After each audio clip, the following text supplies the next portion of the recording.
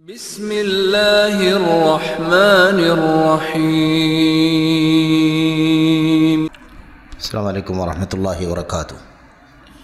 الحمدللہ رب العالمین والصلاة والسلام علی اشرف الانبیاء والمرسلین نبینا محمد وعلی آلہ واصحابہ اجمعین وبعد۔ برادران اسلام، دینی اور ملی بھائیوں، نوجوان دوستوں، احباب اور بزرگوں، قابل احترام اور بہنوں، عزیز بچوں، اللہ تبارک و تعالیٰ کے فضل و کرم سے، اس کی توفیق سے سلفی منہج کی حقیقت کیا ہے، اس سلسلے میں پچھلے مہینوں سے آپ کے سامنے گفتگو چل رہی ہے۔ آپ نے اس سلسلے کی جو باتیں اس سے پہلے پڑھی ہیں، اس کے بعد آج کا جو موضوع ہے وہ بدعت کے سلسلے میں ہے۔ سلفی منہج کی یا سلفی دعوت کی جو باتیں ہیں، سلفی دعوت کے اصولوں کی بات چل رہی ہے کہ سلفی دعوت کے اصول کیا ہیں۔ اس سلسلے میں ایک اصول پر آپ نے گفتگو کر لی ہے، پڑھ لیا ہے، یعنی قرآن کریم، نبی کریم صلی اللہ علیہ وسلم کی سنت اور اس کی اتباع۔ اس کے بعد دوسرا جو اصول ہے سلفی دعوت کا، وہ اصول ہے بدعت اور اس کی مذمت، اس کی تردید۔ یہ بہت بنیادی اصول ہے۔ بدعت کی تردید کرنا، بدعت پر نقد کرنا، امت کو آگاہ کرنا کہ یہ بدعت ہے، اس کا اسلام سے، دین سے کوئی تعلق نہیں ہے۔ یہ کام لوگ ثواب کی نیت سے کرتے ہیں، لیکن حقیقت میں اس کا ثواب نہیں ملتا، بلکہ اس کام کو ثواب کی نیت سے کرنے کی وجہ سے انسان گنہگار ہوتا ہے۔ یہ بتلانا اور بدعت کی مذمت کرنا، یہ سلفی دعوت کے اصولوں میں سے ایک اصول ہے۔ سلفی دعوت، قرآن میں اس کا ثبوت ہے، قرآن کریم میں باقاعدہ بدعت کی تردید کی گئی ہے، بتایا گیا ہے کہ سنت کا راستہ کیا ہے اور سنت کے راستے سے ہٹ کر جو راستے ہیں وہ کون سے راستے ہیں۔ انہی راستوں کو بدعت کے راستے کہا جاتا ہے۔ تو قرآن کریم نے بھی بدعت کی مذمت کی، ایک سے زائد جگہوں پر اللہ تبارک و تعالیٰ نے قرآن کریم میں بدعت کی مذمت کا، اس کی رد کا، اس کی تردید کا تذکرہ فرمایا۔ نبی کریم صلی اللہ علیہ وسلم کی سنت کو ہم جب دیکھتے ہیں تو ہمیں معلوم پڑتا ہے کہ اللہ کے نبی نے بے انتہا اپنی امت کو بدعت سے ڈرایا اور آگاہ کیا ہے۔ آپ دیکھیں، کوئی خطبہ نبی کریم صلی اللہ علیہ وسلم کا خالی نہیں جاتا تھا جس میں آپ سنت کی راہ نہ دکھاتے ہوں اور بدعت کی مذمت نہ کرتے ہوں۔ وَإِيَّاكُمْ وَمُحْدَثَاتِ الْأُمُورِ، کیا فرماتے تھے؟ وَإِيَّاكُمْ وَمُحْدَثَاتِ الْأُمُورِ، اللہ کے نبی صلی اللہ علیہ وسلم کی حدیث میں کہ دین میں نئی نئی ایجاد کردہ باتوں سے اپنے آپ کو بچاؤ، خبردار رہو نئی باتوں سے۔ اور خطبے میں اللہ کے نبی صلی اللہ علیہ وسلم کیا کہا کرتے تھے؟ آپ جانتے ہیں، فَإِنَّ خَيْرَ الْكَلَامِ كَلَامُ اللَّهِ وَخَيْرَ الْهَدْيِ هَدْيُ مُحَمَّدٍ صلی اللہ علیہ وسلم وَشَرَّ الْأُمُورِ مُحْدَثَاتُهَا وَكُلُّ مُحْدَثَةٍ بِدْعَةٍ وَكُلُّ بِدْعَةٍ ضَلَالَةٍ۔ نبی کریم صلی اللہ علیہ وسلم وَكُلُّ ضَلَالَةٍ فِي النَّارِ، اللہ کے نبی صلی اللہ علیہ وسلم کا کوئی خطبہ اس سے خالی نہیں رہتا تھا، خواہ وہ خطبہ جمعہ ہو، خطبہ عیدین ہو، یا کوئی بھی خطبہ حاجت کا، یعنی کسی بھی ضرورت کے لیے نبی کریم صلی اللہ علیہ وسلم جب خطبہ ارشاد فرماتے تھے تو یہ بات ضرور کہتے تھے۔ اللہ کے نبی علیہ السلام کا جو خطبہ ان الحمدللہ جو ہم پڑھتے ہیں عام طور پر، یہ خطبہ صرف خطبہ جمعہ کے لیے نہیں ہے، یا خطبہ عیدین کے لیے نہیں ہے، عید الفطر، عید الاضحیٰ کے لیے نہیں، یا ایسے ہی کسی خاص موقع کے لیے۔ مثال کے طور پر کوئی یہ سمجھے کہ نکاح کا خطبہ اللہ کے نبی دیا کرتے تھے، نکاح پڑھانے کے وقت تو آپ ہی خطبہ پڑھا کرتے تھے، تو یہ نکاح سے اس کا تعلق ہے؟ ہرگز نہیں، ایسی کوئی بات نہیں۔ خطبہ کا مطلب وہ اللہ تعالیٰ کی حمد، ثنا، اللہ تعالیٰ کی توحید، اللہ کے نبی علیہ السلام کی نبوت اور رسالت کی گواہی، توحید کی دعوت، سنت کی تلقین، بدعت اور بدعت کی مذمت، یہ باتیں اللہ کے نبی علیہ السلام شروع میں کہنے کے بعد اپنی گفتگو کرتے تھے جو آپ بولنا چاہتے تھے۔ خطیب کو اپنے خطبے میں جو باتیں بولنی ہیں، ان باتوں کو بولنے سے پہلے جو حمد و صلات پیش کرتا ہے وہ خطبہ ہے، اسی کا نام کیا ہے؟ خطبۃ الحاجہ، حاجت کا خطبہ، یعنی جب بھی ضرورت ہو کوئی بات کہنی ہے، مثال کے طور پر ایک کوئی میٹنگ آپ کی مسجد کی ہو گئی، مسجد کی کوئی میٹنگ ہو گئی مثال کے طور پر، اب اس میں ذمہ داران بیٹھ گئے ہے نا، جمعیت کے آپ تمام احباب سب بیٹھ کر کسی مسئلے پر گفتگو کرنے لگے کہ اس مسجد کے لیے کیا کرنا ہے، کیا ترتیب بنانی ہے، تو اس کا آغاز کرنے کے لیے کیا کریں آپ حمد و صلات پڑھ کر کے جو ذمہ دار ہے، جو گفتگو کرنا چاہ رہا ہے، اسے کیا کرنا چاہیے؟ حمد و صلات پڑھے، خطبہ پڑھے، اور اس کے بعد جو اپنی بات بولنا چاہتا وہ بات بولے۔ نکاح پڑھانا ہوتا تھا، ایجاب و قبول کروانا، ایجاب و قبول، نبی کریم صلی اللہ علیہ وسلم اس وقت بھی وہی خطبہ پڑھا کرتے تھے جو آپ جمعے میں پڑھتے تھے، جو آپ عیدین میں پڑھتے تھے، جو آپ کسی بھی موقع پر اپنے صحابہ کرام کو روک کر جب آپ کو کوئی بات کہنا ہوتا تھا، کہنی ہوتی تھی آپ کو، تو آپ علیہ الصلوۃ والسلام وہی خطبہ پڑھا کرتے تھے جو خطیب جمعے کے اندر پڑھتا ہے، اور اس خطبے میں خاص طور پر 3 آیتیں یا 3 جگہوں کی جو آیتیں تقوی کے سلسلے میں آئی ہیں ان کا بھی خاص طور پر اہتمام نبی کریم صلی اللہ علیہ وسلم کیا کرتے تھے۔ اسی کا نام ہے خطبۃ الحاجہ، یعنی حاجت اور ضرورت کے موقع پر اسے پڑھا جائے اور اس کے بعد جو حاجت و ضرورت ہے وہ پیش کی جائے۔ ٹھیک ہے، اس سلسلے میں علامہ البانی رحمۃ اللہ علیہ نے جن کی تصریحات، جن کے اقتباسات، جن کی کتابوں، جن کی خدمات کی روشنی میں یہ باتیں بھی آپ کے سامنے خصوصیت کے ساتھ اس پہلو کو لے کر پیش کی جا رہی ہیں، وہی شیخ البانی رحمۃ اللہ علیہ نے ایک مختصر سا رسالہ لکھا ہے، خطبۃ الحاجہ، خطبۃ الحاجہ کے نام سے چھوٹا سا رسالہ، جس میں وہ سارے الفاظ کیسے کیسے کہاں کہاں اللہ کے نبی کے حدیثوں میں آئے ہوئے ہیں ان کو اکٹھا کر کے اور اس کے احکام، مسائل، فوائد، تخریج، ساری باتیں انہوں نے بیان فرمائی ہیں۔ تو بہرحال خطبۃ الحاجہ میں اللہ کے نبی صلی اللہ علیہ وسلم کیا کہا کرتے تھے؟ فَإِنَّ خَيْرَ الْحَدِيثِ كِتَابُ اللَّهِ وَخَيْرَ الْهُدَى یا خیر الہدی یا خیر الہدا، دونوں طرح سے کہا جا سکتا ہے، ہدا محمد یا کہا جائے ہادی محمد صلی اللہ علیہ وسلم، وشر الامور محدثاتها، سب سے بدترین چیزیں دین کے اندر نئی نئی ایجاد کی گئی چیزیں ہیں، جن کو نیا نیا نکال لیا گیا دین کے اندر، وہ سب سے بدترین چیزیں ہیں۔ سب سے بہترین چیزیں اللہ کے نبی علیہ الصلوۃ والسلام، اللہ کا کلام اور اللہ کے نبی علیہ الصلوۃ والسلام کی سنتیں، آپ کا ہادی یعنی آپ کا طریقہ، آپ کی سیرت، آپ کی زندگی، آپ صلی اللہ علیہ وسلم کا قول، آپ کا فعل، آپ کے فتاوے، آپ کا فیصلہ، آپ کی تقریرات، آپ کی ایک ایک ادا، یہ سب سے بہترین چیز ہے۔ اور نئی چیزیں جو دین کے نام پر دین کے اندر پیدا کر لی گئیں، ثواب کے نام پر کیا جانے لگا، وہ بدترین چیزیں، سب سے بری چیزیں ہیں۔ اور پھر اس کا انجام اللہ کے نبی نے کیا فرمایا؟ جتنی بھی نئی نئی چیزیں دین کے اندر نکالی جا رہی ہیں، انہی کا نام بدعت ہے، انہی کا نام کیا ہے؟ بدعت ہے، اور جو بدعت ہے وہ گمراہی ہے، اور جو گمراہی ہے وہ جہنم میں لے جانے والی ہے۔ اس طرح سے نبی کریم صلی اللہ علیہ وسلم ہر خطبے میں آگاہ کیا کرتے تھے۔ اس سے اندازہ لگائیے کہ خطبے بدعات سے آگاہ کرنا کیا سلفیت کے اصولوں میں سے اصول نہیں ہونا چاہیے؟ نبی کریم صلی اللہ علیہ وسلم کے صحابہ کرام کی زندگی آپ دیکھیں گے تو قدم قدم کوئی نئی چیز دیکھا جس کو دین کے نام پر کوئی کر رہا ہے، یا دین کے نام پر اسے اجر و ثواب کا ذریعہ سمجھ رہا ہے، اللہ تعالیٰ سے قربت کا، اللہ تبارک و تعالیٰ کے ہاں اجر و ثواب پانے کا ذریعہ سمجھ رہا ہے، صحابہ کرام ٹوکتے تھے، منع کرتے تھے۔ اس لیے بدعت کی مذمت کرنا، بدعت سے امت کو آگاہ کرنا، ڈرانا، یہ سلفی دعوت کے اصولوں میں سے ہے، بنیاد میں سے ہے۔ جن اصولوں پر سلفیت چلتی ہے، ان بنیادوں میں سے، ان اصولوں میں سے، ان پرنسپلز میں سے ایک اصول اور ایک بنیاد کیا ہے؟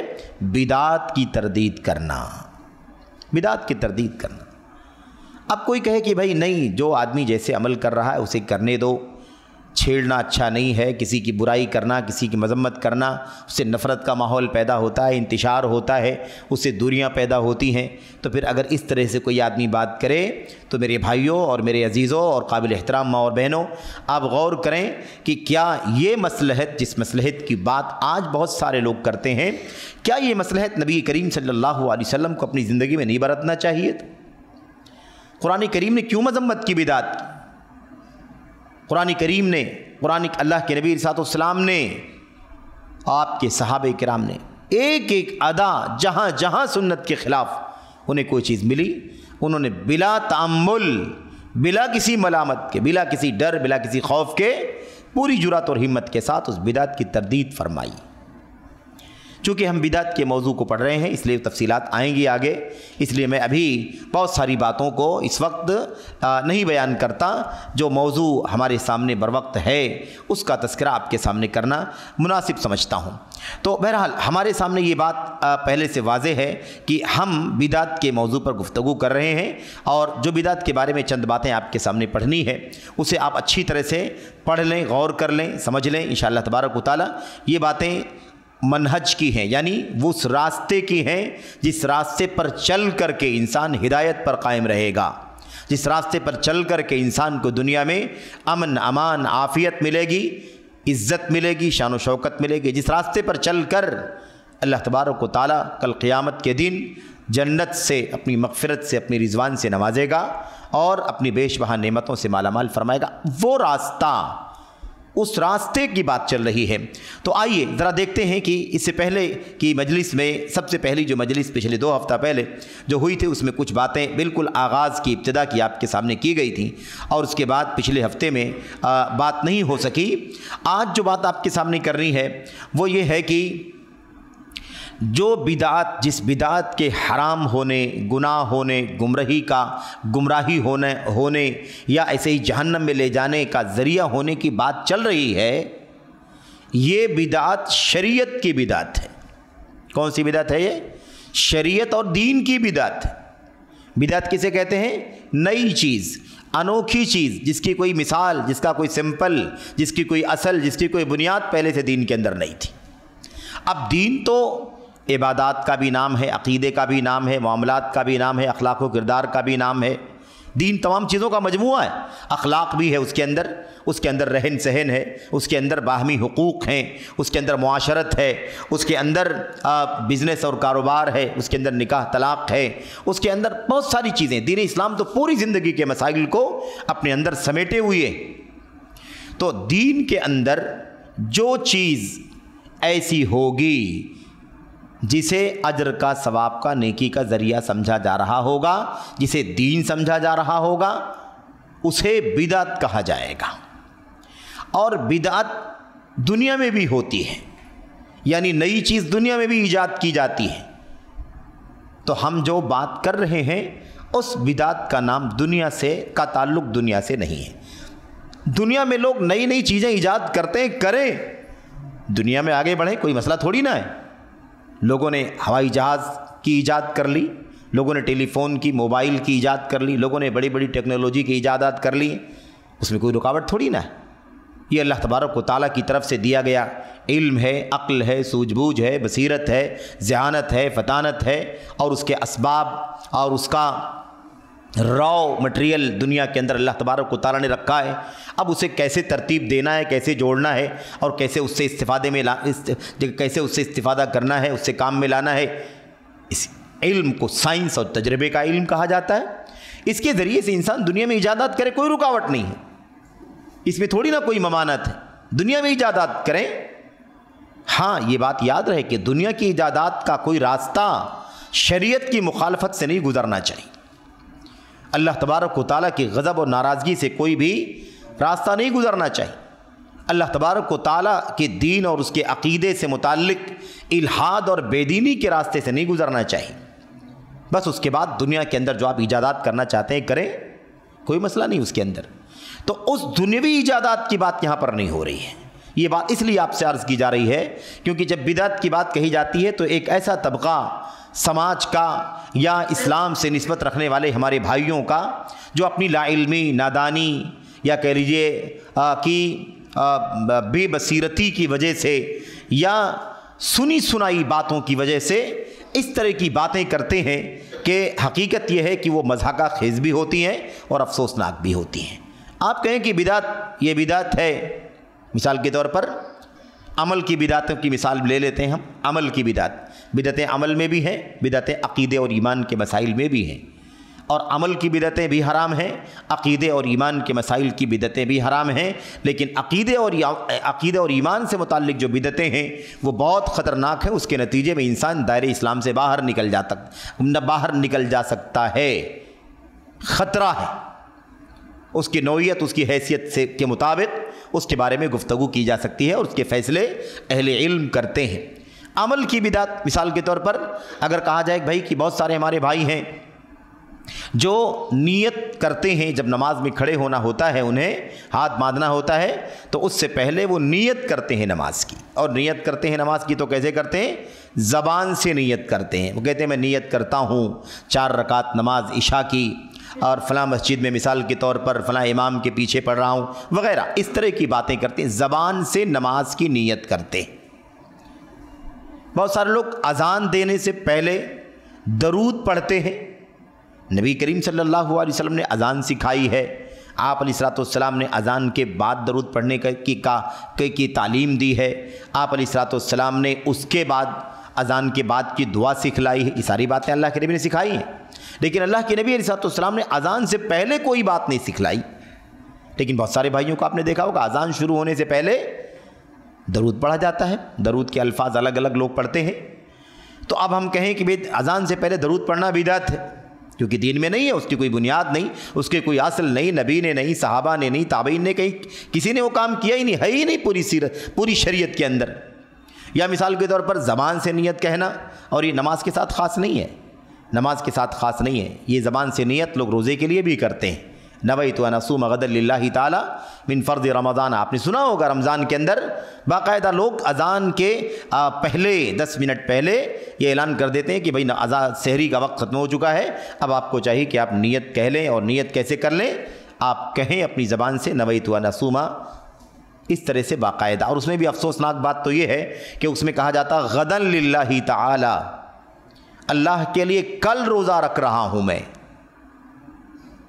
تو روزہ ایک دن پہلے، روزے کی ایک دن پہلے نیت، یہ کون سا طریقہ ہے؟ زبان سے نیت کا تصور ہی نہیں اسلام کے اندر، اور پھر اگر یہ الفاظ بھی کہے جا رہے ہیں تو اس میں بھی اتنی فاش غلطی کہ غدا للہ تعالی، آپ سحری ابھی کر رہے ہیں، 10 منٹ کے بعد، 5 منٹ کے بعد، 2 منٹ کے بعد صبح صادق ہو جائے گی، آپ کی سحری کا وقت ختم ہو جائے گا، آپ روزے میں داخل ہو جائیں گے، تو کل کا کیا سوال پیدا ہوتا ہے؟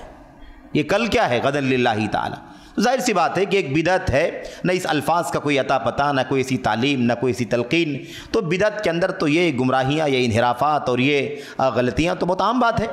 تو بہرحال کہنے کا مطلب یہ ہے کہ اس طرح سے ہر چیز کی زبانی نیت، طواف کے لیے کھڑے ہوں گے تو نویت ان اطوف 7 اشواط للکعبہ، اس طرح سے میں نیت کر رہا ہوں کہ میں خانہ کعبہ کے 7 چکر طواف کرنے جا رہا ہوں، میں صحیح کرنے جا رہا ہوں، میں فلاں کرنے جا رہا ہوں، میں فلاں کرنے جا رہا ہوں، یہ ساری چیزیں کیا ہیں؟ بدعت ہے۔ ٹھیک ہے، تو اب ہمارے بہت سارے، مثال کے طور پر کوئی ساری بدعتیں گنوانا مقصد نہیں ہے، مقصد یہ ہے کہ کچھ مثالیں آپ سمجھیں اور پھر اس کے بعد دیکھیں کہ لوگ کیا کہتے ہیں۔ جب ہم کہتے ہیں کہ بھائی دیکھو یہ بدعت ہے، یہ اذان سے پہلے درود پڑھنا بدعت ہے، یہ نماز کی زبان سے نیت کرنا، یا قربانی کی، یا طواف کی، یا روزے کی وغیرہ کسی بھی عبادت کی زبان سے نیت کرنا، یہ کیا ہے؟ بدعت ہے۔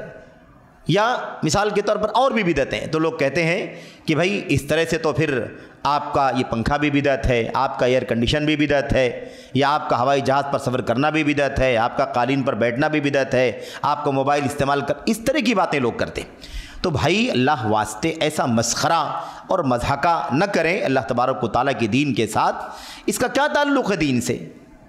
آپ ہوائی جہاز میں سفر کرتے ہیں تو کیا دین سمجھ کے سفر کرتے ہیں؟ آپ موبائل استعمال کرتے ہیں تو کیا کوئی اجر و ثواب اور نیکی اور فرض اور واجب پر عمل کرنے کے لیے کرتے ہیں؟ اس کا کیا تعلق اللہ تبارک و تعالیٰ کے دین سے؟ یہ وسائل ہیں، جس دور میں، جس زمانے میں جو وسیلہ ہوتا ہے چلنے پھرنے کا، ہے نا، دیگر چیزوں کے استعمال کا آدمی اس کو استعمال کرتا ہے۔ اللہ کے نبی کے زمانے میں گھوڑے سے، خچر سے، اونٹنی سے، گدھے سے، ان جانوروں سے سواری کی جاتی تھی۔ آج اللہ تبارک و تعالیٰ نے بہت سارے نئے وسائل اللہ تعالیٰ نے عطا فرما دیے۔ ہم موٹر گاڑیوں سے سفر کرتے ہیں، ٹرینوں سے، چھوٹی گاڑیوں سے، بڑی گاڑیوں سے، ہے نا، ہوائی جہاز سے وغیرہ، جو یہ اللہ تبارک و تعالیٰ کی وسائل، اور اس کا تذکرہ سرسری طور پر اشارے میں اللہ تبارک و تعالیٰ نے اپنے کلام کے اندر کر دیا تھا کہ یہ جو جانوروں پر تم سواریاں کر رہے ہو، یہ سواریاں آج تمہارے پاس ہیں، اس کے علاوہ بھی نہ جانے کون کون سی سواریاں اللہ تبارک و تعالیٰ قیامت سے پہلے پہلے دنیا میں نہ جانے کیسی کیسی سواریاں اللہ تبارک و تعالیٰ پیدا فرمائے گا، جس کو تم ابھی تصور بھی نہیں کر سکتے۔ والخیل والبغال والحمیر لترکبوها وزینہ ویخلق ما لا تعلمون۔ اللہ تبارک و تعالیٰ نے کیا فرمایا؟ والخیل گھوڑے، والبغال خچر، والحمیر اور گدھے، اللہ فرماتا ہے لترکبوها تاکہ تم سواریاں کرو ان کے اوپر، وزینہ اور زیب و زینت اور خوبصورتی کے لیے۔ اپنے گھروں کے سامنے لوگ گھوڑے باندھا کرتے تھے، اونٹنیاں باندھا کرتے تھے، تو زیب و زینت بھی ہے، خوبصورتی بھی ہے، اور اس کے علاوہ لترکبوها سواریاں کرو۔ آگے اللہ نے کیا فرمایا؟ وَيَخْلُقُ مَا لَا تَعْلَمُونَ، اور اللہ تبارک و تعالیٰ وہ چیزیں پیدا کرے گا جسے تم نہیں جانتے ہو، ایسی چیزیں پیدا کرے گا۔ کیا اس گھوڑے، گدھے، خچر اور اونٹنیوں کے دور میں کسی نے تصور کیا تھا کہ آج کل کی جو ٹیکنالوجی کے ذریعے سے آٹو موبائل کی جو سواریاں اللہ تبارک و تعالیٰ نے ہمیں عطا فرما دی ہیں، یا ہوائی، کوئی دور دور تک سوچ نہیں سکتا تھا۔ آج بھی میرے بھائیوں، انسان اگر اپنی آنکھوں سے ان وسائل کو نہ دیکھے تو اس کا صحیح معنوں میں یقین نہیں کر سکتا، تصور نہیں کر سکتا۔ لیکن اللہ تبارک و تعالیٰ کا قرآن کریم میں بہت پہلے 1400 سال پہلے اعلان ہو گیا، وَيَخْلُقُ مَا لَا تَعْلَمُونَ، اور اللہ تبارک و تعالیٰ ایسی چیزیں پیدا کرے گا جسے تم نہیں جانتے ہو، تمہیں علم بھی نہیں ہے، تم جانتے ہی نہیں کہ وہ کون کون سی چیزیں جسے اللہ تبارک و تعالیٰ پیدا کرے گا۔ تو اس طرح کی باتیں اگر کوئی کرے کہ یہ سب بدعت ہے، یہ سب کیا ہے؟ بدعت ہے، تو پھر ظاہر ہے کہ افسوس ہی کیا جا سکتا ہے، سمجھایا ہی جا سکتا ہے کہ بھئی اس بدعت سے اللہ تبارک و تعالیٰ کے دین میں ممانعت کا کوئی تعلق نہیں ہے۔ جو بدعت منع ہے، ممنوع ہے، حرام ہے، وہ کیا ہے؟ وہ دین اور شریعت کے اندر بدعت ہے، یہ دنیا کے اندر ہے۔ بدعت نئی نئی چیزیں، انوکھی چیزیں، یونیک چیزیں وجود میں لاؤ، کوئی رکاوٹ نہیں اللہ تبارک و تعالیٰ کے دین کے اندر کہ آپ دنیا میں کوئی نئی چیز پیدا کریں، کوئی مسئلہ نہیں۔ ایسے ہی دوسری بات، یہ جس بدعت کی مذمت اور تردید اور نقد کی بات چل رہی ہے، اس میں لغوی بدعت بھی شامل نہیں ہے۔ لغوی بدعت یہ عربی زبان کا لفظ ہے، عربی زبان کا لفظ ہے، جس کا عربی زبان میں اس کا لفظی معنی ہے، لٹریری اس کی میننگ ہے۔ تو لٹریری طور پر، لفظی طور پر اگر کسی چیز کو بدعت کہہ دیا گیا ہو تو اس کو بھی دین اسلام کے اندر حرام نہیں کہا جائے گا، اس کو بھی غلط اور مذموم نہیں کہا جائے گا۔ صرف اور صرف بدعت کی مذمت اور اس کی حرمت اور اس کی روک تھام، اور ایسے ہی اس کی تردید، تنقید، اس سے آگاہ کرنا، ان سب کا تعلق کس بدعت سے ہے؟ جو بدعت اللہ تبارک و تعالیٰ کی دین و شریعت کے اندر ہو۔ بات سمجھ میں آ گئی؟ تو نہ تو دنیوی بدعتیں، دنیوی ایجادات سے کوئی تعلق نہیں۔ لفظی طور پر جو استعمال ہوتی ہیں، بہت ساری جگہوں پر استعمال کر لیا جاتا ہے، استعمال لوگوں نے کیا ہے اور آج بھی کوئی کرتا ہے، تو لفظی طور پر بدعت اگر کہیں استعمال کر لیا گیا تو اس کو بھی اس حرام کے دائرے میں شامل نہیں کیا جائے گا، صرف اور صرف شریعت اور دین کے اندر۔ اب دین کا کوئی بھی پہلو ہو، ایمان و عقیدے کا پہلو ہو، عبادات کا پہلو ہو، ہے نا، یہ سب کیا ہے؟ یہ سب کا سب اس کے اندر کوئی نئی چیز ایجاد کی جائے گی تو اس کو بدعت۔ اب یہ دیکھ لیجیے، آپ درود پڑھنا نیکی کا کام ہے کہ نہیں نیکی کا کام ہے؟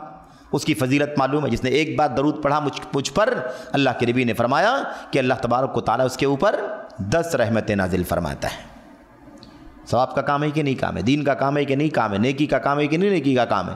ٹھیک، اب سوال پیدا ہوتا ہے کہ اب یہ نیکی کا کام ہے، لیکن اس کے لیے یہ اذان سے پہلے کا وقت ہم نے کہاں سے بنا لیا؟ یہ وقت کہاں سے طے کر لیا؟ درود ہے دین کے اندر، لیکن درود کو پڑھنے کا جو وقت مقرر کر لیا گیا اذان سے پہلے، یہ وقت نہیں ہے، ایک نیا کام شروع کر لیا گیا اللہ تبارک و تعالیٰ کے دین کے اندر۔ اذان کے بعد درود ہے کہ نہیں ہے؟ سنت ہے وہ۔ اگر یہ سنت ہوتا، یعنی اذان سے پہلے درود پڑھنا، تو اللہ کے نبی صلی اللہ علیہ وسلم نے ہمیں سکھایا ہوتا ہے کہ نہیں سکھایا ہوتا؟ آپ نے نہیں بتایا۔ اب ہم دین کے اندر ایک نئی چیز شروع کر رہے ہیں تو یہ بدعت ہے۔ زبان سے نیت کرنا آپ نے نہیں سکھایا۔ نماز اللہ تبارک و تعالیٰ کی سب سے بڑی عبادت ہے، کلمہ توحید کے بعد سب سے بڑی عبادت نماز، صلاۃ جس کو ہم کہتے ہیں۔ اب اس کے لیے اللہ کے نبی نے پورا طریقہ بتلایا، آپ نے نہیں بتلایا کہ زبان سے نیت بھی کرنا ہے۔ دل میں تو ٹھیک ہے، دل میں تو سوچنا ہی ہے۔ نیت کا معنی کیا ہوتا ہے؟ ارادۃ القلب، دل کا ارادہ۔ نیت کے معنی دل کے ارادے کے ہوتے ہیں، تو دل کا ارادہ کرنا تو کوئی مسئلہ نہیں ہے۔ دل میں آپ کے ہے تبھی تو آپ اٹھے ہیں، اپنے گھر سے نکلے ہیں، تبھی تو آپ آفس سے باہر نکلے ہیں، تبھی تو آپ نے وضو کیا ہے، تبھی تو آپ مسجد کے لیے آئے ہیں تبھی تو آپ نماز کے لیے اقامت ہوئی تو آپ اٹھ گئے اور اس کے بعد امام کے پیچھے نماز کے لیے کھڑے ہو گئے. آپ کی نیت ہے کہ نہیں نیت ہے؟ زبان سے کہنے کا مسئلہ ہے کہ زبان سے اللہ کے نبی صلی اللہ علیہ وسلم نہیں سکھایا. ایسی بہت ساری بدعتیں ہیں. آپ شعبان کے اندر بدعتیں آپ جانتے ہیں, رجب کی بدعتیں آپ جانتے ہیں, اور ربیع الاول کی بدعتیں آپ جانتے ہیں. ساری بدعتیں ہیں, یہ ساری بدعتیں ہیں. تو ایسی بہت ساری بدعتیں, ان بدعتوں جن بدعتوں کا تعلق شریعت اور دین سے, اس کے بارے میں بات چل رہی ہے. آئیے ہمیں جو ایک دو باتیں خاص طور پر ابھی آج پڑھنی ہے آج کے اس درس میں, اس میں سب سے پہلی بات یہ ہے کہ دیکھیے کوئی بھی عمل اللہ تبارک و تعالیٰ دو شرطوں کے ساتھ ہی قبول فرماتا ہے.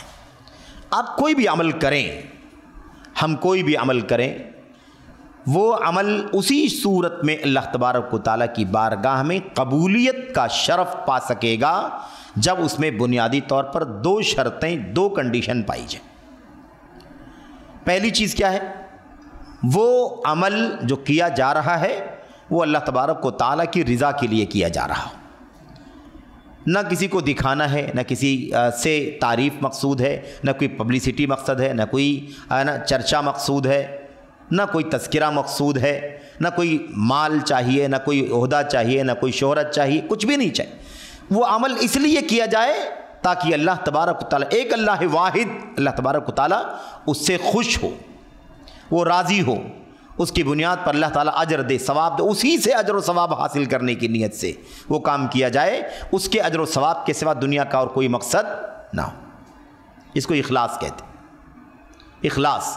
اور دوسرا المتابعہ, یعنی وہ عمل جو بھی عمل کیا جا رہا ہے وہ عمل نبی کریم صلی اللہ علیہ وسلم کی سنت کے مطابق ہو. یعنی اللہ کے نبی علیہ السلام نے اس عمل کو ہمیں بتلایا ہو کہ وہ عمل ہے دین کے اندر. آپ نے خود بھی وہ عمل کیا ہو یا آپ نے نہ کیا ہو تو اپنی زبان سے اپنے صحابہ کو, اپنی امت کو بتلایا ہو, یا کوئی آپ کے سامنے وہ عمل کر رہا ہو تو اللہ کے نبی علیہ السلام نے دیکھا بھی ہو, اس کے باوجود آپ نے اسے ٹوکا نہیں ہو, منع نہیں کیا ہو. سمجھ رہے ہیں؟ نبی کریم صلی اللہ علیہ وسلم کے صحابہ کرام کوئی ایسا عمل کر رہے ہوں جو عمل عبادت سے تعلق رکھتا ہو, شریعت سے تعلق رکھتا ہو, اس میں کوئی اجتہاد کا مسئلہ نہ ہو, اس میں کوئی قیاس کا مسئلہ نہ ہو, تو ایسی صورت میں وہ عمل صحابہ کرام اسی وجہ سے کر رہے ہیں کیونکہ نبی کریم صلی اللہ علیہ وسلم کو کرتے ہوئے دیکھا ہوگا, کہتے ہوئے سنا ہوگا. سمجھ رہے ہیں؟ اس سے معلوم پڑا کہ یہ طریقہ نبی کریم صلی اللہ علیہ وسلم سے ہی صحابہ کرام نے لیا ہے, وہیں سے طریقہ سیکھا ہے, وہیں سے یہ عمل سیکھا ہے. ہم نے یہ بات اپنی جگہ پر اگر جان لی, سمجھ لی کہ ان دونوں شرطوں کو ایک ساتھ میں ہمیں پورا کرنا ضروری ہے, دونوں ایک ساتھ میں, دونوں میں سے کوئی بھی ایک شرط اگر گئی تو الٹیمیٹلی ہماری عبادت قبول نہیں ہوگی, ہماری نیکی قبول نہیں ہوگی. دونوں میں سے کوئی بھی ایک. اسی لیے دنیا کا کوئی بھی عمل اگر آپ نے سنا ہو کہ اہل علم نے کہا ہے کہ یہ عمل قبول نہیں ہوگا, اس عمل کا ثواب نہیں ملے گا, تو ایسی صورت میں آپ اس عمل کے بارے میں چیک کر کے دیکھیں, اس کا جائزہ لے کر کے دیکھیں کہ کس عمل کے بارے میں علماء نے کہا کہ یہ عمل صحیح نہیں ہے, یہ عمل قبول نہیں ہوگا, اس کا ثواب نہیں ملے گا. آپ چیک کر کے دیکھیں اس عمل کے اندر ان دونوں شرطوں میں سے کوئی شرط لازمی طور پر نہیں پائی جا رہی ہوگی, چاہے دونوں شرطیں نہ پائی جائیں یا کوئی ایک شرط نہ پائی جائے. اگر اخلاص کے ساتھ بندہ کام کر رہا ہے, عمل کر رہا ہے, اخلاص ہے, اللہ کے لیے کر رہا ہے, دکھانے کے لیے نہیں کر رہا, لیکن اس کو عمل جو کر رہا ہے اللہ کے لیے وہ نبی کریم صلی اللہ علیہ وسلم کے طریقے کے مطابق نہیں ہے, اس وجہ سے ناقابل قبول, مردود. اور اگر وہ آدمی عمل تو سنت کا کر رہا ہے, طریقہ نبی کریم صلی اللہ علیہ وسلم کا ہے, لیکن اس عمل کو کرنے کے ساتھ جو نیت خالص ہونی چاہیے اللہ کے لیے وہ نیت خالص نہیں, اس کے اندر ملاوٹ ہے, اس کے اندر شرک ہے، اس کے اندر ریاکاری ہے، اس کے اندر نمود ہے، اس کے اندر دنیا طلبی ہے، اس کے اندر شہرت کی لالچ ہے، اس کے اندر کسی کی تعریف اور ستائش کی چاہت، اس میں کسی کو دکھانا مقصد ہے، یا مثال کے طور پر وہ عمل اللہ کو راضی کرنے کے لیے کیا ہی نہیں جا رہا ہے، وہ عمل کس کے لیے کیا جا رہا ہے؟ کسی بندے کو راضی کرنے کے لیے کیا جا رہا ہے، وہ بندہ زندہ ہے یا دنیا سے جا چکا ہے، موت ہو چکی ہے اس کی، کسی بھی غیر کو راضی کرنے کے لیے، اس کو خوش کرنے کے لیے، اس کی خوشنودی پانے کے لیے، ایسی صورت میں کیا ہوگا؟ وہ عمل مردود ہوگا۔ یہ دو شرطیں ہمارے سامنے سب سے پہلے بیان کر دی گئی ہیں، اور آپ جانتے ہیں کہ یہ دونوں شرطیں قرآن کے اندر بتائی گئی ہیں، سنت کے اندر بتلائی گئی ہیں۔ قرآن کریم کی آیت کریمہ سورہ کہف کی جو آخری آیت کریمہ ہے، اس آیت کریمہ میں ان دونوں شرطوں کو ایک ساتھ میں اکٹھا بیان کر دیا گیا ہے، دونوں شرطوں کو ایک ساتھ میں اکٹھا بیان کر دیا گیا ہے، ورنہ بہت ساری آیتیں ہیں جس میں اخلاص کا للہیت کا حکم دیا گیا، اور بہت ساری آیتیں ہیں جن میں اللہ تبارک و تعالیٰ نے اپنے نبی کی اطاعت کا حکم دیا، اتباع کا حکم دیا، سنت پر چلنے کا حکم دیا۔ تو الگ الگ تو بہت ساری دلیلیں ہیں، لیکن اکٹھا ایک آیت کریمہ میں دونوں باتیں بھی اللہ تبارک و تعالیٰ نے بیان فرما دی ہیں۔ اللہ تبارک و تعالیٰ فرماتا ہے فَمَنْ كَانَ يَرْجُو لِقَاءَ رَبِّهِ فَلْيَعْمَلْ عَمَلًا صَالِحًا وَلَا يُشْرِكْ بِعِبَادَةِ رَبِّهِ أَحَدًا۔ جو اللہ تبارک و تعالیٰ سے ملاقات کرنے کی امید رکھتا ہو، یعنی جس کا یقین ہو کہ مرے گا، آخرت پر ایمان ہو، موت ہوگی، اللہ کے سامنے کھڑا ہونا ہوگا، اسے چاہیے کہ وہ کیا کرے؟ فَلْيَعْمَلْ عَمَلًا صَالِحًا، اسے چاہیے کہ عمل صالح کرے، نیک عمل کرے۔ اور کوئی بھی عمل نیک کب ہوگا؟ جب نبی کریم صلی اللہ علیہ وسلم کے طریقے کے مطابق ہوگا۔ آپ نے کیا ہے، آپ نے کہا ہے، آپ نے بتایا ہے، آپ نے کرنے دیا ہے، آپ کے صحابہ نے کیا ہے، وہ عمل اسی صورت میں صالح مانا جائے گا، نیک عمل، جب وہ نبی کریم صلی اللہ علیہ وسلم کی سنت کے مطابق انجام دیا گیا۔ دوسرا کیا ہے؟ تو فَلْيَعْمَلْ عَمَلًا صَالِحًا، اسے چاہیے کہ نیک عمل کرے، یعنی عمل کرے سنت کے مطابق، پہلے طے کرے کہ عمل اللہ کے نبی نے بتایا کہ نہیں بتلایا، آپ کی تعلیم ہے کہ نہیں، آپ کی ہدایت ہے کہ نہیں، آپ نے زبان سے کہیں بتایا ہے کہ نہیں بتایا، آپ نے خود عمل کیا ہے کہ نہیں کیا ہے، آپ کے سامنے کبھی کیا گیا ہے اور آپ نے اس کو دیکھا ہے اور آپ نے خاموشی اختیار کی ہے، یا ایسا نہیں ہے، یہ طے کرنا ہوگا۔ جب وہ ثابت ہو جائے تو ایسی صورت میں سمجھ لو کہ پہلی کنڈیشن پوری ہو گئی۔ پہلی کنڈیشن فَلْيَعْمَلْ عَمَلًا صَالِحًا، نیک عمل کرے، وَلَا يُشْرِكْ بِعِبَادَةِ رَبِّهِ أَحَدًا، اور دوسری چیز کیا ہے؟ دوسری شرط، اور اسے چاہیے کہ اپنے رب کی عبادت میں کسی دوسرے کو شریک، کسی بھی چیز کو شریک نہ کرے، کسی بھی شخص کو شریک نہ کرے، احدا، کسی کو بھی شریک نہ ٹھہرائے، اپنے رب کی عبادت میں کسی کو شریک، یعنی کیا مطلب؟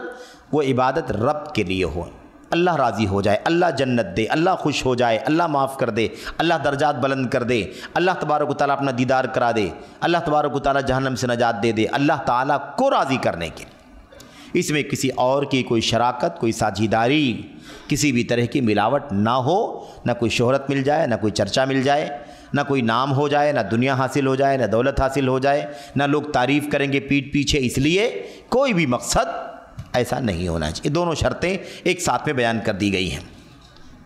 اچھا، اب یہاں پر ایک بات اور آپ کے سامنے ذکر کرنی ہے، وہ یہ ہے کہ اب جو چیزیں نبی کریم صلی اللہ علیہ وسلم کی سے ثابت نہیں ہیں، جو آپ سے ثابت ہے وہ سنت ہے، آپ نے جو کیا ہے وہ سنت ہے، جو آپ نے چھوڑ دیا ہے اسے چھوڑ دینا سنت ہے، جو آپ نے کیا ہے اسے کرنا سنت ہے، جو آپ نے نہیں کیا ہے اسے نہ کرنا سنت ہے۔ یہ دونوں سنتیں ہمیں برتنی ہیں، عمل کرنی ہیں، اور دونوں کے خلاف اگر جائیں گے، اللہ کے نبی نے کوئی کام نہیں کیا ہے اسے کریں گے تو بدعت ہوگا، اللہ کے نبی نے کوئی کام کیا ہے اور نہیں کریں گے تو بدعت ہوگا۔ اگر اسے ہم دین سمجھ کر کے، دین اور عقیدے کی چیز ہے وہ، تو ایسی صورت میں وہ کیا کہلائے گی؟ بدعت۔ کیوں؟ اس لیے کہ سنت دو طرح کی ہے تو بدعت بھی دو طرح کی ہے۔ اگر سنت عملی ہے یعنی کرنے والی سنت ہے، اور سنت ترکی ہے، چھوڑنے والی سنت ہے، آپ نے کیا تو ہم کریں اور آپ نے چھوڑا تو ہم چھوڑ دیں۔ ایسے ہی اگر نبی کریم صلی اللہ علیہ وسلم نے کوئی کام کیا ہے تو اس کے خلاف اسے نہ کرنا کیا ہے؟ اسے نہ کرنا بدعت ہے، اسے ترک کر دینا بدعت ہے۔ اور جو کام آپ نے ترک کر دیا ہے، نہیں کیا ہے، اسے کرنا بدعت ہے۔ اگر کرنے کا معاملہ گناہ کی بنیاد، سستی کی بنیاد پر کرنے کا معاملہ سستی، کاہلی، کوتاہی، انسانی بشری تقاضے کے مطابق ہے تو وہ عام گناہ ہے کہ کرنا چاہیے تھا اور ہم نے نہیں کیا، ٹھیک ہے۔ یا نہیں کرنے کی چیز تھی لیکن ہم غلطی کر رہے ہیں، وہ کام کر رہے ہیں جو اللہ کے نبی نے نہیں کیا ہے، لیکن یہ کیوں ہے؟ یہ جہالت ہے، لا علمی ہے، ناسمجھی ہے نا، انسانی کمزوری ہے بشری، تو ایسی صورت میں کیا ہے؟ وہ عام گناہ ہے جس کو معصیت کہتے ہیں، منکر کہتے ہیں، جس کو نافرمانی کہتے ہیں، ٹھیک ہے۔ لیکن اگر اسی کے ساتھ یہ سوچ شامل ہو جائے کہ یہ کام جو اللہ کے نبی علیہ السلام نے کیا ہے اسے نہیں کروں گا تو ثواب پاؤں گا، تو بدعت ہے۔ نہیں کیے ہوئے کام کو نہ کرے یہ سوچ کر کے کہ ثواب ملے گا، تو بدعت۔ اور جو کام نبی کریم صلی اللہ علیہ وسلم نے نہیں کیا ہے، اگر اسے، جو آپ نے نہیں کیا ہے، اگر اسے کرے اور یہ سوچ ہو کہ کروں گا تو ثواب ملے گا، یہ ثواب کا کام ہے، تو ایسی صورت میں یہ بھی کیا ہوگا؟ بدعت کہلائے گا۔ آپ اس کی مثال سمجھیں، اس کی مثال سمجھیں، ٹھیک ہے۔ وہی مثال لے لیں، مثالیں بہت ساری ہیں، وہی مثال لے لیں۔ مثال کے طور پر نبی کریم صلی اللہ علیہ وسلم نے زبان سے نیت نہیں کی ہے عبادات سے پہلے، آپ نے اذان سے پہلے درود نہیں پڑھا ہے، نہ سکھایا ہے، نہ قول سے، نہ عمل سے، نہ صحابہ نے ایسا کام کیا ہے۔ اب اگر کوئی آدمی زبان سے نیت کرتا ہے، زبان سے نیت کرتا ہے، لیکن وہ یہ نہیں سوچتا ہے کہ زبان سے نیت کرنا چاہیے کیونکہ مجھے نماز پڑھنی ہے، نماز پڑھنے کے لیے مجھے نیت کرنا ہے، نیت کرنے کے لیے زبان سے بولنا چاہیے، اگر یہ ساری چیزیں نہیں سوچتا ہے، بس وہ ایک ایسا کام کر رہا ہے جو نہیں کرنا چاہیے دین کے اندر، تو یہ گناہ کا کام ہے۔ لیکن اگر اس کے دل میں ہے کہ نہیں، میں اگر زبان سے نیت نہیں کروں گا میری نماز ہی نہیں ہوگی، میں نماز پڑھ رہا ہوں، عبادت کا کام کر رہا ہوں، عشاء کی نماز ہے، فجر کی نماز ہے، ظہر ہے، عصر ہے، مغرب ہے، یہ عبادت ہے اور عبادت کے لیے نیت ہونی چاہیے، اس لیے زبان سے مجھے نیت کرنا چاہیے۔ تو اب چونکہ اس نے زبان سے نیت کرنے کو دین سمجھ کر کے کیا ہے، اس لیے وہ صرف عام گناہ نہیں ہے بلکہ بدعت ہے۔ اگر وہ دین سمجھ کر کے نہیں کرتا، ایک کوتاہی کی بنیاد پر کرتا، کوتاہی، غفلت، نادانی، جہالت، سمجھ رہے ہیں؟ مثال کے طور پر آپ دیکھیے، اور منفی مثال بھی آپ لے سکتے ہیں۔ منفی مثال نبی کریم صلی اللہ علیہ وسلم نے نہیں کیا ہے۔ مثال کے طور پر مہینوں کی بدعت آپ جانتے ہیں، مہینوں کی بدعت آپ جانتے ہیں۔ ربیع الاول آئے گا یا گیا ہے، ابھی ہے نا، ربیع الاول گیا ہے اور اب آئے گا 2-3 مہینے کے بعد، 4 مہینے کے بعد۔ ربیع الاول جب آئے گا تو اللہ کے نبی علیہ السلام کے لوگ میلاد کا جشن مناتے ہیں، آپ کی پیدائش کا دن مناتے ہیں، یوم پیدائش، میلاد نبی صلی اللہ علیہ وسلم کا جشن مناتے ہیں، اس کے لیے بہت سارے کام کرتے ہیں۔ اب یہ میلاد کا عمل جو مسلمان کر رہے ہیں، 2 شکلیں ہیں۔ اگر کوئی اسے بس اس لیے کر رہا ہے کہ نبی کریم صلی اللہ علیہ وسلم، میں اپنے بچے کا برتھ ڈے مناتا ہوں، میں اپنے فلاں کا برتھ ڈے مناتا ہوں، اور نبی کریم صلی اللہ علیہ وسلم کے پیدائش کا دن آ رہا ہے تو اللہ کے نبی کا مقام تو بہت اونچا ہے، آپ تو بہت پیارے ہیں، تو کیوں نہ میں اللہ کے نبی علیہ السلام کی بھی تاریخ پیدائش منا لوں، چلو تحفے تحائف دے دوں گا، ہے نا، مٹھائیاں بانٹ دوں گا، مثال کے طور پر۔ اگر کوئی آدمی صرف اسی حساب سے، اتنا ہی کہ میں اور اپنے گھر کے لوگوں کا برتھ ڈے مناتا ہوں تو کیوں نبی کریم صلی اللہ علیہ وسلم کا برتھ ڈے نہ مناؤں، وہ تو آپ مجھے تو بہت پیارے ہیں، اپنے بچوں سے بھی زیادہ پیارے ہیں، تو ایسی صورت اگر خالی اتنا ہی مسئلہ رہے تو ایسی صورت میں وہ آدمی گنہگار ہوگا۔ وہ کیا ہوگا؟ گنہگار ہوگا۔ ایک کام اللہ کے نبی نے نہیں کیا تھا لیکن وہ کر رہا ہے، لیکن وہ کیوں کر رہا ہے؟ بس گناہ کر رہا ہے۔ جیسے وہ اپنے بچوں کا مناتا ہے ایسے اس نے نبی کا بھی منانا سوچ لیا، یہ گناہ کا کام کر رہا ہے۔ لیکن اگر اس کے دل میں یہ ہے کہ نہیں، نبی کریم صلی اللہ علیہ وسلم کی میلاد منانا ثواب کا کام ہے، نیکی کا کام ہے، اور ثواب اگر ہم میلاد نہیں منائیں گے گستاخی ہوگی نبی کریم صلی اللہ علیہ وسلم کی، تو ایسے صورت میں صرف گناہ نہیں ہے بلکہ بدعت ہے۔ بات سمجھ گئے نا؟ یعنی ایک چیز کو جسے نہیں کرنا تھا وہ کر رہا ہے، گناہ کا کام ہے، لیکن عبادت سمجھ کر کے نیکی ملے گی، اجر ملے گا، ثواب ملے گا، اور نہیں کروں گا تو گناہ ملے گا، گستاخ بن جاؤں گا، اس چیز نے اسے کیا کر دیا؟ اسے بدعت بنا دیا، اور کرنے والا بدعت کرنے والا بن گیا۔ میں سمجھتا ہوں کہ بات واضح ہو گئی۔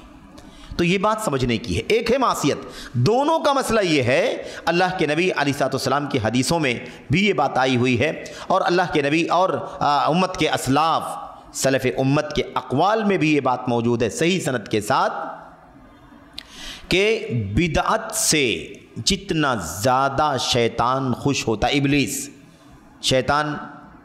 جب ہم شیطان کہتے ہیں ابلیسی مراد ہوتا ہے، ابلیس کہتے ہیں تو بھی مطلب جو سب کا باوا ہے کہ نہیں، لیکن بہت سارے کارندے ہیں، سرایا، ان شیطان ان ابلیس یضع سرایاہ علی الماء، ان ابلیس یضع عرشہ علی الماء ثم یبعث سرایاہ۔ اللہ کے نبی نے فرمایا ابلیس اپنا تخت پانی پر لگاتا ہے، اپنا عرش، اپنا تخت پانی پر لگاتا ہے، اور اس کے بعد اس پر بیٹھ کر کے اپنے لشکریوں کو، اپنے کارندوں کو، اپنے چیلوں کو مختلف محاذوں کے لیے، مختلف مشن کے لیے بھیجتا ہے۔ جاؤ تم یہ کام کر کے آؤ، جاؤ تم یہ کام کر کے آؤ، فلاں کو نماز سے غافل کر کے آؤ، فلاں کے گھر میں جھگڑا کرواؤ، میاں بیوی میں طلاق ہو جائے، فلاں کو یہ کام، فلاں مختلف کاموں میں لوگوں کو بھیجتا ہے۔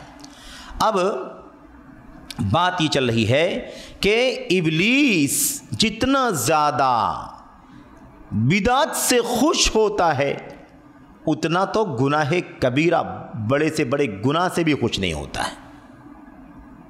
کیوں آخر ایسا؟ شیطان بہت خوش ہوتا ہے کس چیز سے؟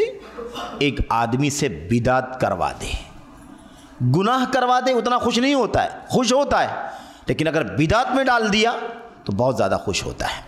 ایک آدمی سے گناہ کا کام کروا دیا، خوش ہوتا ہے کہ گناہ کے کام میں مبتلا کر دیا میں نے اسے، لیکن اگر اسے اس طرح سے اس گناہ کو کروایا کہ اسے یہ کنونس کیا کہ ایسا کرو گے تو ثواب پاؤ گے، ایسا کرو گے تو ثواب پاؤ گے، ایسا کرنے سے اجر ملے گا، ایسا کرنے سے اللہ تبارک و تعالیٰ آپ کو جنت میں داخل فرمائے گا، آپ کو جہنم سے آزاد کرے گا، آپ کا درجہ بلند ہوگا، آپ کو یہ ملے گا دنیا میں، آپ کو یہ ملے گا آخرت میں۔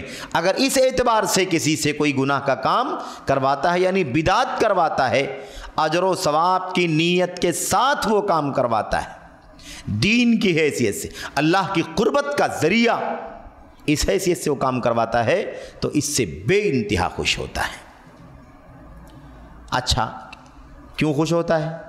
اس لیے خوش ہوتا ہے، بدعت میں مبتلا کر کے زیادہ خوش ہوتا ہے بالمقابل گناہ کے کام میں مبتلا کرنے کے۔ کیوں ایسا؟ اس لیے کہ شیطان اس بات کو بہت اچھی طرح سے جانتا ہے کہ جب اللہ کا بندہ کوئی کام گناہ جان کر کے کرے گا کہ یہ کام گناہ کا ہے، یہ کام کیا ہے؟ گناہ کا کام ہے، تو ظاہر سی بات ہے کہ کل ہو سکتا ہے اس سے توبہ کرنے کی بھی، مغفرت کی تلاش کرنے کے لیے بھی تیار ہو جائے۔ ایک آدمی سود کھا رہا ہے، ایک آدمی شراب پی رہا ہے، ایک آدمی زناکاری کر رہا ہے، ایک آدمی فلاں کام کر رہا ہے، اب وہ گناہ کا کام کر رہا ہے، تو ہو سکتا ہے آج گناہ کا کام کر رہا ہے، اسے احساس نہیں ہے، لیکن کل اللہ تبارک و تعالیٰ اسے احساس عطا فرما دے، اور اسے محسوس ہو جائے، اسے فکر ہو جائے کہ میں کس قدر گنہگار ہوں میں، تو گناہ سمجھ کر کے کرے گا، تو آج کل ہو سکتا ہے، آج نہیں تو کل ہے نا، آگے مستقبل میں ہو سکتا ہے اسے توبہ کر لے، کیونکہ اسے احساس ہے کہ میں گناہ کا کام کر رہا ہوں، میں شراب پی رہا ہوں، میں سود کھا رہا ہوں، میں غیبت کر رہا ہوں، میں چغل خوری کر رہا ہوں، میں نماز نہیں پڑھ رہا ہوں وغیرہ، میں ظلم کر رہا ہوں ذات وغیرہ۔ تو ایسی چیزیں جب گناہ کا کام کرتا ہے تو پھر ایسا امکان ہے نا کہ بھائی کل وہ توبہ بھی کر سکتا ہے اس سے، کیونکہ اسے احساس ہے کہ گناہ کا کام کر رہا ہے۔ لیکن بدعت کا مسئلہ ایک دم الگ ہے۔ بدعت کو تو لوگ نیکی سمجھ کر کے کرتے ہیں، جب وہ کام نیکی کا ہے، وہ کام اجر کا ہے، وہ کام ثواب کا ہے، تو اس سے توبہ کرنے کا کیا سوال پیدا ہوتا ہے؟ کیا کوئی آدمی نیکیوں سے بھی توبہ کرتا ہے؟ کیا کوئی اجر و ثواب کا کام کرنے سے بھی توبہ کرتا ہے؟ بھئی گناہ کا کام رہے گا تو انسان توبہ کرنے کے لیے سوچے گا، نیکی کا کام ہے تو اس کو اور کرنے کے لیے فکر کرے گا۔ اسی لیے آپ دیکھ رہے ہیں کہ بدعتوں میں لوگ کس قدر ہے نا شدت کی طرف، کٹرتا کی طرف جا رہے ہیں۔ میلاد کو جب اللہ کے نبی علیہ السلام کی پیدائش پر اجر کا، ثواب کا، نیکی کا، اور یہ موقع نہیں، ہم لوگ دوسرے موضوع میں چلے جائیں گے، ورنہ میں آپ سے ذکر کروں گا آئندہ انشاءاللہ کسی موقع پر کہ باقاعدہ جھوٹی روایتیں بنا کر کے کتابوں میں چھاپ دی گئی ہیں وہ کتاب۔ اور یہی نہیں، ہم بات کرتے ہیں نا قرآن کے اندر، سنت کے اندر، صحابہ کرام، سلف صالحین، صحابہ تابعین کے یہاں ایسے ہی بدعت کو پھیلانے کا جتن کیا گیا ہے۔ میلاد کے سلسلے میں باقاعدہ لوگوں نے یہاں تک گڑ کر کے پیش کیا کہ ابو بکر صدیق نے میلاد کے بارے میں یہ کہا، عمر بن خطاب نے میلاد کے بارے میں یہ کہا، عثمان غنی نے میلاد کے بارے میں یہ کہا، علی بن ابی طالب نے میلاد کے بارے میں یہ کہا۔ اس کے بعد پھر صحابہ کرام کے ان بڑے بڑے 4 ناموں کے بعد چند تابعین کا نام لے کر کے حسن بصری نے میلاد کے بارے میں یہ کہا، سعید بن مسیب نے میلاد کے بارے میں یہ کہا، ابو العالیہ، مثال کے طور پر ایسے باقاعدہ مستقل کتاب، اور اللہ کی قسم ہے 100% جھوٹ اور باطل ہے، کوئی سند نہیں ہے ان باتوں کی، کوئی سند نہیں۔ اور آپ پڑھیں گے تو حیران ہو جائیں گے، ابو بکر، عمر، عثمان، علی کس کا حوالہ دیتے؟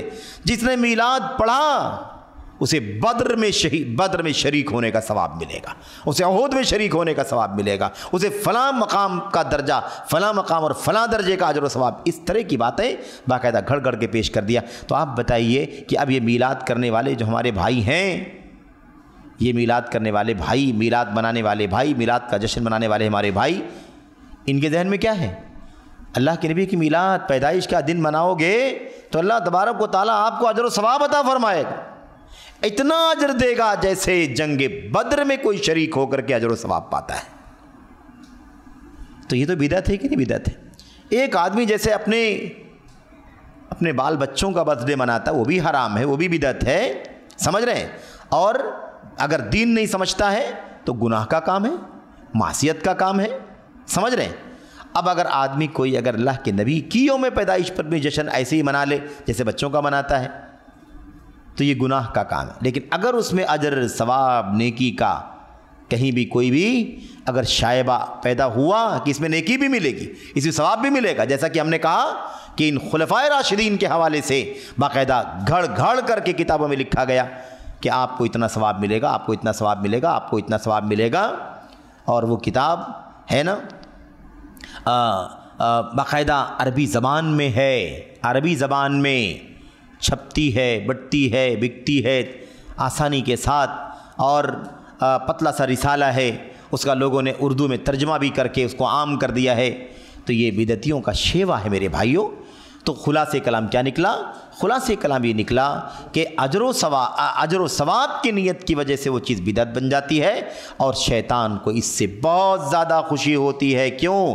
اس لیے کہ وہ جانتا ہے کہ ایک گناہ کر لینا اتنا خطرناک نہیں ہے جتنا دین کے اندر بدعت کا کام کرنا خطرناک ہے، کیونکہ گناہ کے کام سے تو کل انسان احساس کر لے گا کہ گناہ کا کام ہے تو توبہ بھی کر سکتا ہے، لیکن بدعت کا کام اس کو نیکی سمجھتا ہے، اس کو اجر کا کام سمجھتا ہے، اور اجر کا ہی کام نہیں سمجھتے ہیں بلکہ لوگ کیا سمجھتے ہیں؟ جو لوگ میلاد نہیں مناتے ان کو دنیا کا سب سے بڑا گستاخ بھی سمجھتے ہیں۔ یہ دیکھو، اگر آپ کہہ دیں بھئی آپ لوگ میلاد کہاں سے مناتے ہیں؟ اللہ کے نبی صلی اللہ علیہ وسلم کی یوم پیدائش پر جشن کی بات تو نہ قرآن میں ہے، نہ سنت میں، نہ صحابہ کے یہاں، یہ تو 300، 350، 400 سال کے بعد لوگوں نے ایجاد کیا، اور وہ بھی رافضیوں نے، شیعوں نے، بلکہ ملحدین نے، بے دین لوگوں نے اس کو ایجاد کیا۔ مصر کے اندر جو بدعتیوں کی، بلکہ مورخین پریشان ہیں کہ وہ تھے کیا، کوئی کہتا ہے کہ وہ یہودی اصل تھے، کوئی کہتا ہے کہ وہ زندیق تھے، کافر تھے، ایسے لوگ تھے، کوئی کچھ کہتا ہے، یعنی پتہ نہیں ہے صحیح معنوں میں کہ وہ تھے کون لوگ، اور کس طرح سے آ کر کے مصر میں حکومت قائم کی، اور اپنے ملک کا کانسٹیٹیوشن جب بنانے لگے تو اس کے اندر یہ بھی شامل کر دیا کہ ہمارے ملک میں جو ابھی حکومت قائم ہوئی ہے مصر کے قاہرہ میں، مصر میں جو قاہرہ تھی وہی ان کا دارالحکومت تھا، اور قاہرہ شہر انہی لوگوں نے قائم کیا تھا۔ ان لوگوں نے طے کیا کہ بہت ساری چیزیں ہمارے قانون میں ہیں، ان میں سے یہ بھی طے کر لیا کہ سال میں 6 میلادیں منائی جائیں گی۔ سال میں کتنی میلادیں؟ 6 میلادیں منائی جائیں گی۔ جس میں سے 5 میلاد تو اللہ کے نبی اور آپ کے اہل بیت کی ہوں گی، اور 1 میلاد ہم بادشاہوں میں سے جو بادشاہ رہے گا بر وقت اس کی یوم پیدائش منائی جائے گی۔ بات سمجھ گئے کہ نہیں سمجھ گئے؟ اللہ کے نبی کی یوم پیدائش پر جشن، اور حضرت علی کی یوم پیدائش پر، حضرت فاطمہ کی یوم پیدائش پر، اور حسنین حسن اور حسین رضی اللہ تعالیٰ عنہ اجمعین کی یوم پیدائش پر جشن۔ یہ 5 میلادیں آل بیت۔ اس سے بھی اندازہ لگائیے کہ یہ 5 لوگ جن کی میلاد کا تذکرہ کا قانون اس ملک کی حکومت میں قائم کیا گیا تھا، بنایا گیا تھا۔ اس سے بہت صاف ظاہر ہے کہ کون تھے؟ یہ رافضی لوگ تھے، روافض شیعہ۔ ان کے ہاں 5 پنجتن پاک، یہی 5 لوگ ہیں جن کو پنجتن پاک کہتے ہیں، یعنی 5 پاک جسم، اللہ کے نبی، فاطمہ، علی اور حسن حسین۔ اور آپ جانتے ہیں نا، باقاعدہ جب وبا آتی ہے، کوئی مصیبت آتی ہے، بہت زمانہ پہلے پلیگ آیا تھا نا، طاعون، ایک بار بہت ساری موتیں ہو گئی تھیں اس وقت، اور جب بھی کوئی مصیبت آتی ہے تو اس عقیدے کے لوگ اپنے گھروں کے اوپر باقاعدہ اشتہار یا اسٹیکر لگا کر کے ایک شعر لکھتے ہیں، اور وہ بھی پنجتن پاک کے نام سے وہ شعر بنا ہوا ہے، اور انہی پنجتن پاک کا وسیلہ مانگا جاتا ہے، انہی سے مدد کی دعا کی جاتی ہے۔ لی خمسۃ اطفی بہا حر الوباء الحاطمہ المصطفیٰ والمرتضیٰ وابنہما والفاطمہ۔ اس طرح سے باقاعدہ شیعوں کے یہاں، اور بہت سارے سنی بھی اپنی لا علمی، اپنی جہالت، اپنی نادانی اور اپنی ریت روایت، خاندان، باپ دادے، رسم کے نام پر آج بھی ڈوبے ہوئے، اور ان کے یہاں بھی یہ برابر چلتا ہے۔ نہیں شعور ہے کہ یہ شیعوں کا کام ہے۔ سنت کے نام لینے والے بھی سنت کے لا علمی اور جہالت کی بنیاد پر اس شیعوں والی شرکیہ، کیا ہے یہ شرکیہ؟ اس شعر کا معنی کیا ہے؟ میرے پاس 5 ایسی بڑی ہستیاں ہیں جن کے ذریعے سے وبا اور طاعون اور پلیگ اور ہر طرح کی آفت کی آگ کو بجھا دوں گا۔ میرے پاس 5 ایسی ہستیاں ہیں جن کے ذریعے سے میں کیا کروں گا؟ ہر طرح کی وبا کی آگ کو بجھا دوں گا، اور وہ 5 ہستیاں یہ ہیں: خمسۃ المصطفیٰ محمد صلی اللہ علیہ وسلم، والمرتضیٰ علی ابن ابی طالب، وابناہما اور دونوں بیٹے، والفاطمہ۔ اس طرح سے 5 نام لے کر، یہی 5 ہیں جن کے ذریعے سے ساری مصیبتوں کی، وباؤں کی آگ کو میں بجھا دوں گا۔ آپ بتائیے کیا ان کو طاقت ہے؟ یہ زندہ تھے تو بھی انہیں طاقت نہیں تھی۔ آج دنیا سے چلے جانے کے بعد ان کا تذکرہ کر کے وباؤں سے، آفتوں سے، بلاؤں سے نجات مانگی جا رہی، شرکی عقیدہ ہے۔ بہرحال افسوس یہ ہے، میں بات تو دوسری طرف نکل گئی، لیکن بات بدعت ہی کے سلسلے میں چل رہی ہے کہ یہ جو ہے مسئلہ یہ بہت سنگین ہے۔ گناہ کے کام سے انسان توبہ کر لیتا ہے کیونکہ اسے احساس ہو سکتا ہے آج نہیں تو کل کہ یہ کام گناہ کا ہے، لیکن بدعت نیکی کی نیت سے، اللہ کی قربت کی نیت سے، اجر ثواب پانے کی نیت سے، تو اجر و ثواب تو چاہتے ہی ہیں، ساتھ ہی ساتھ جو یہ کام نہیں کرتا ہے اس کو بہت زیادہ تلخ نگاہوں سے دیکھتے ہیں۔ میلاد نہیں مناتے؟ کیسے مسلمانوں میلاد نہیں مناتے؟ یا آپ کہتے ہیں بھئی یہ میلاد کہاں سے آ گیا، ہمیں تو نہیں معلوم۔ کہتے ہیں آپ کیسے مسلمان ہیں؟ آپ کو میلاد نہیں معلوم ہے؟ آپ کیسے مسلمان ہیں؟ آپ کو شب برات نہیں معلوم ہے؟ آپ کیسے مسلمان ہیں؟ آپ کو رجب کے کوڑے نہیں معلوم ہے؟ آپ کو فلاں نہیں معلوم؟ آپ کو، یعنی بدعتیں سنت کی جگہ پر اور سنتیں غائب۔ سنت کیا ہے؟ ترک کرنا۔ بات یہی چل رہی تھی نا کہ سنتیں عملی بھی ہیں، ترکی بھی ہیں، کرنے کی بھی ہیں، چھوڑنے کی بھی ہیں۔ ایسے بدعتیں کرنے کی بھی ہیں اور چھوڑنے کی بھی ہیں۔ اب آپ بتائیے کہ یہ حالت ہے، تو خلاصہ کلام یہ ہے کہ بدعت سے شیطان بہت خوش ہوتا ہے، کیونکہ اس کو معلوم ہے کہ اجر و ثواب کی نیت سے لوگ کرتے رہیں گے، عمل کرتے رہیں گے، تو عمل بھی کرتے ہیں اجر و ثواب کی نیت سے، اور جو لوگ عمل نہیں کرتے ان کو گستاخ بھی کہتے ہیں، ان کو طعنہ بھی دیتے ہیں، ان کو دائرہ اسلام سے باہر بھی نکالتے ہیں، ان کے ساتھ نہ جانے کیسے کیسے میرے بھائیوں سلوک روا سمجھتے ہیں جس کی شریعت میں گنجائش نہیں ہے۔ بہرحال یہ چند باتیں مزید تھیں اور مزید باتیں آگے آئیں گی۔ اللہ سے دعا کرتے ہیں کہ اللہ تبارک و تعالی ہمیں اور آپ کو بدعت کے حوالے سے جو بنیادی باتیں ہیں اسے صحیح معنوں میں دلائل سے حوالے سے سمجھنے کی توفیق عطا فرمائے، اور اس کا صحیح تصور کرنے اور بدعت کے سلسلے میں دل میں حد درجہ نفرت پیدا کرنے کی ضرورت ہے۔ بدعتیں محبت کی چیز نہیں ہے، بدعتیں نفرت کی چیز ہیں۔ بدعتوں سے محبت تو شیطان کرتا ہے، اسی لیے تو بدعت پر امت کو لگانے کی کوشش کرتا ہے وہ، یا جو بدعت میں ڈوب گیا ہو وہ اسے محبت کرتا ہے، لیکن وہ بدعت سمجھ کر کے محبت نہیں کرتا بلکہ اسے دین اور ثواب سمجھ کر کے محبت کرتا ہے۔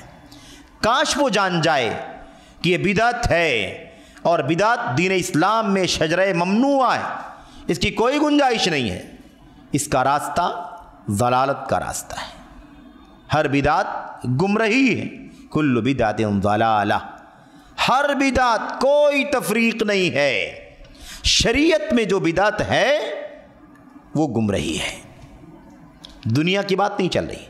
اور عربی زبان لٹریچر کی زبان ہے نا، الفاظ کے اندر الفاظ کے معنی کے اعتبار سے، لفظی اعتبار سے اگر کوئی بدعت کا ورڈ استعمال کر لے اس کا تعلق الگ ہے، لیکن شریعت اور دین کے اندر اگر کوئی بدعت ہے تو کل بدعت ضلالہ، ہر بدعت کیا ہے؟ گمراہی ہے، وہ کل ضلالۃ فی النار، اور ہر بدعت جہنم میں لے جانے، جہنم میں ہے یعنی جہنم میں لے جانے والی، انجام اس کا جہنم ہے۔ اب جہنم ہمیشہ ہمیشہ کے لیے ہو یا وقتی طور پر ہو، دائمی طور پر ہو یا دائمی طور پر نہ ہو بلکہ کچھ وقفے کے لیے ہو، دونوں چیزیں اس کے اندر شامل ہیں، لیکن بدعت ہے گناہ، ایسا جرم ہے جس کا انجام جہنم ہے۔ اب اگر ایک آدمی عقیدے کی کوئی ایسی بدعت کر رہا ہے جس بدعت کی وجہ سے انسان دائرہ اسلام سے باہر ہو جائے گا، تو ایسی صورت میں کل بدعت ضلالہ و کل ضلالۃ فی النار، ہر بدعت جہنم میں اور ہر بدعت گمراہی، ہر بدعت جہنم میں لے جانے والی ہے۔ تو ایسا ہو سکتا ہے کہ عقیدے کی بدعت کرنے والا آدمی ہمیشہ ہمیشہ کے لیے جہنم میں چلا جائے۔